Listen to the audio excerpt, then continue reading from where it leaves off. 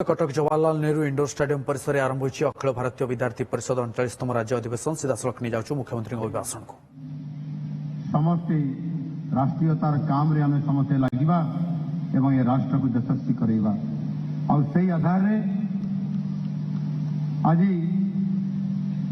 ओडिशार सामग्रिक विकास और उत्कर्ष निमंते हमें केवल योजना समस्ते राष्ट्रीयतार काम रे हमें समस्ते निरंतर भाव काम करुछंती एवं प्रतिज्ञा प्रतिज्ञाबद्ध निरंतर भाव मोदी जी संगठन को दृढ़ करने निरंतर भाव काम कर चली दिन को दिन आहरी सुंदर हवा सह निज निज महक महिला चेतनार व्यापक प्रसार कर चली यह केवल एक नीति नियम आधारित संगठन नुहे बरं लक्ष लक्ष लोकंर भरोसा विश्वास और आस्थार वरिष्ठ अनुभव आज निश्चित भाव आपण समस्त भावना सह जड़ित होता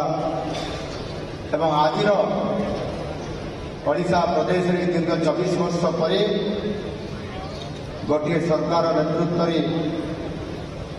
प्रतिष्ठ हो दुर्नीति भ्रष्टाचार में लिप्त होता पूर्व सरकार नेतृत्व को संपूर्ण भाव में जो आह्वान दि जाइला ताकू बंगोपसागर में भसई देवाई एवं एक राष्ट्र नेतृत्व राष्ट्र विचारधारार